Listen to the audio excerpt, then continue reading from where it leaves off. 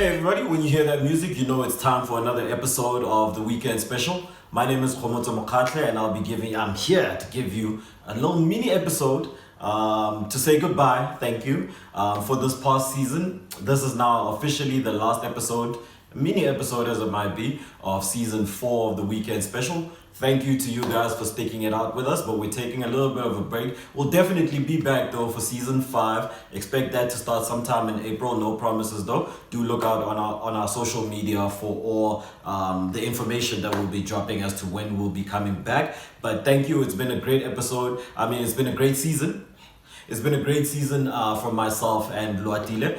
Thank you guys for sticking it out with us. Thank you to everybody who interacts with us on social media. Thank you to everybody who asks us questions, suggestions. You know how it goes. Thank you, number 2, to all of our guests. We haven't had a lot of guests this season, but the ones that we do have, it's been great chats, as I'm sure you will agree. We had the likes of Len Muleko, sports journalist, Morena Mutupi, award-winning sports journalist. Not that Len hasn't won any awards. We had the likes of Zweli Mbele, great Liverpool chats with him. And of course we had Makalo Kaketla, first-time comrades finisher.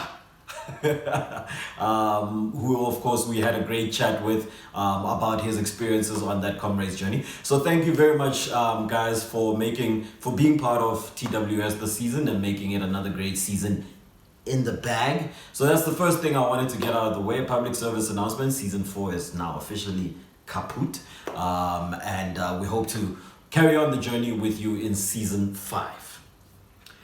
It's time for us to go recharge some batteries. We'll be back with fresh ideas, more content for you, definitely more video. As you can see, we're now on YouTube. So thank you.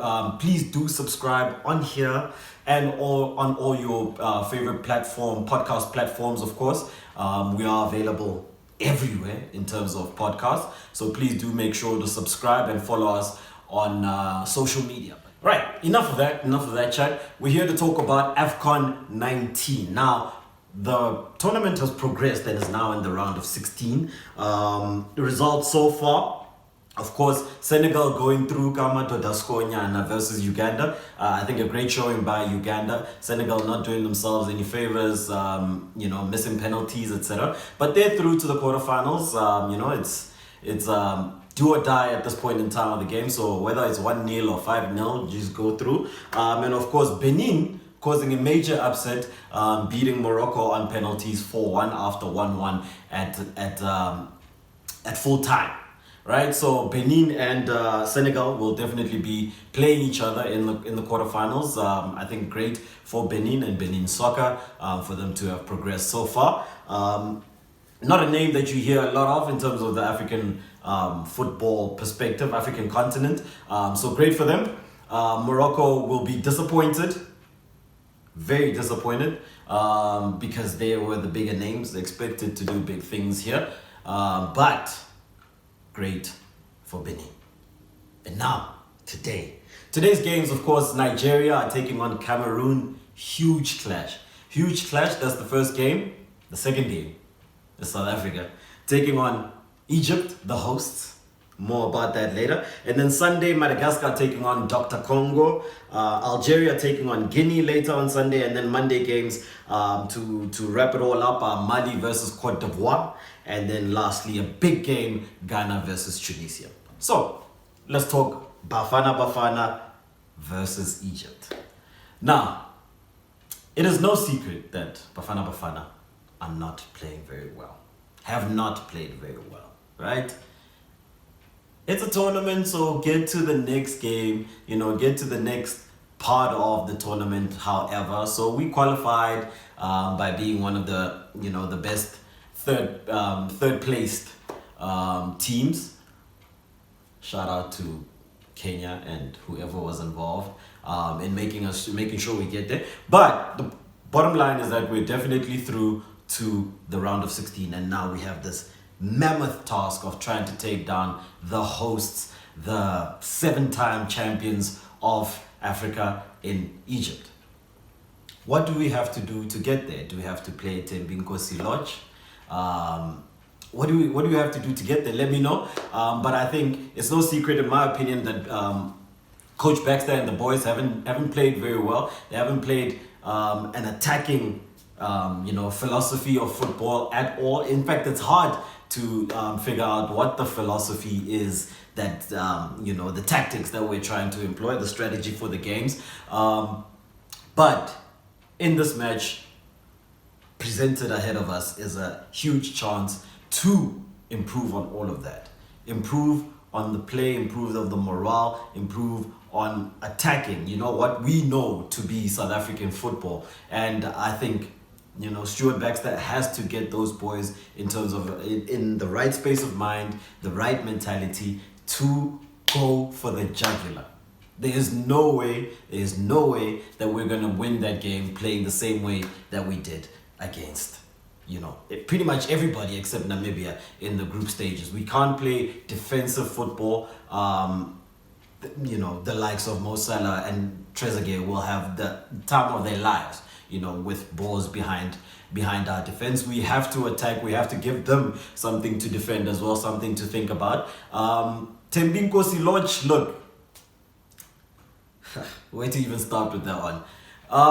I think the man deserves a chance. PSL player of the season, definitely deserves a chance. Whether we would have made it with him in that squad or not, I think is a pretty big assumption to make.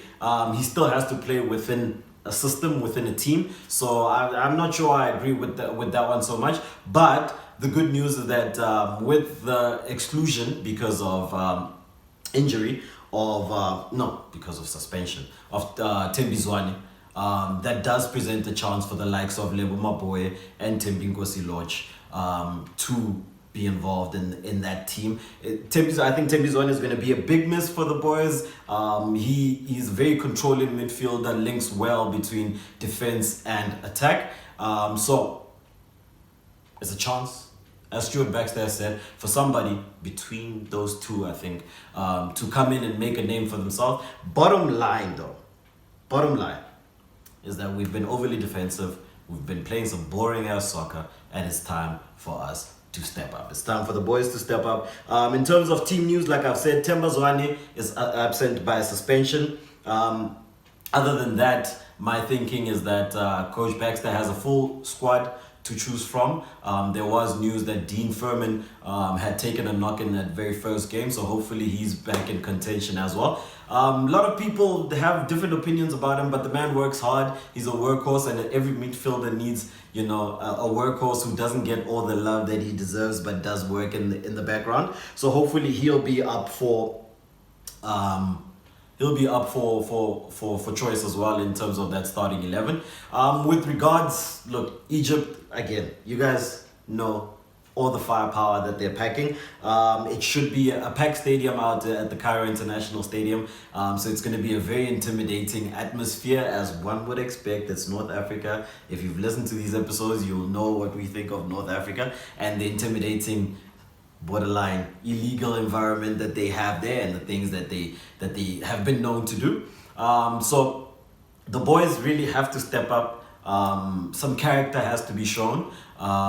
In terms of standout players for Egypt, of course, Mo Salah, Champions League winner.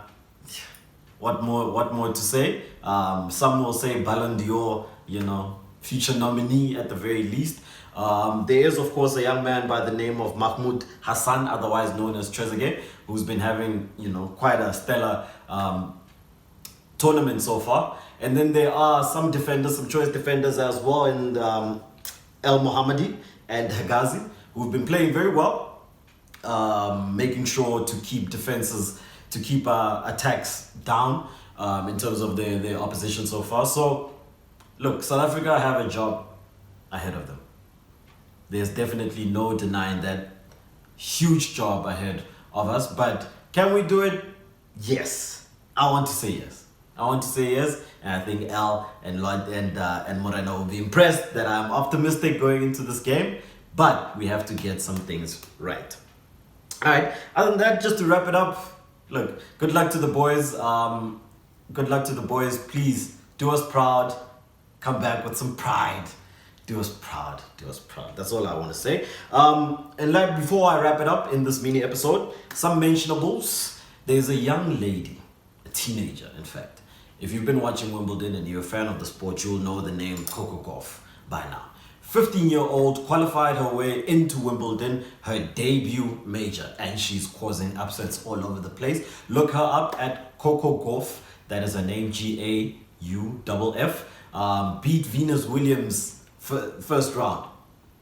Beat some other lady second round, and in the in her third round match came back from a set down to proceed into the fourth round, doing really amazing things, big name in the making, and I think she's definitely one to look out for, so shout out to her. What else is there to mention? The Crusaders, as expected, they beat the Jaguares earlier today, so they're the Super Rugby champions again. I think third time in a row now, so congratulations to them. In other big news, Kawhi Leonard, NBA talk now. You know, L is not the only person that knows about the NBA. Kawhi Leonard has officially decided to join the LA Clippers. Some people not very happy with that. He's been called an a-hole, amongst other things, douchebag, etc., for not making that move, of course, to LA Lakers, where the likes of LeBron are. But he's decided to join the other team in Los Angeles, in the LA Clippers. And, of course, Paul George making the move to come through with him as well. Big moves by the LA Clippers, deciding to switch out two of their draft picks with OKC to make that move happen. So now they are definitely contender with two all-star players in Kawhi Leonard and Paul George. So it should be interesting how that one pans out. Second last, Women's World Cup concluding tomorrow. USA versus Netherlands. It's been a great tournament, I think, to watch. I've been very impressed with the USA team. Unfortunate that England weren't able to make it through, but I think USA have deserved it so far. They are the current champions, so defending their trophy. So it should be interesting how that final works out. And last but not least, of course, Copa America is going down in South America, and the final takes place tonight or tomorrow morning, South African time, which sees Brazil taking on Peru. So if you're up for it, stay up for that one and catch it online somewhere. Right, and that's it. Thanks for watching, guys. This mini episode of the weekend special. I'll call it episode 20, mini episode 20. Please make sure to subscribe on here and subscribe on your favorite platform, podcast platform, including SoundCloud, Spotify, Apple Podcasts, and Google Podcasts. We are everywhere, so please make sure to subscribe, and also make sure to follow us at TWS_SA on Twitter and Instagram, and the Weekend Special Sports Podcast on Facebook. My name is Kgomotso Mokgatlhe. It's been great, and I'll see you on the flip side.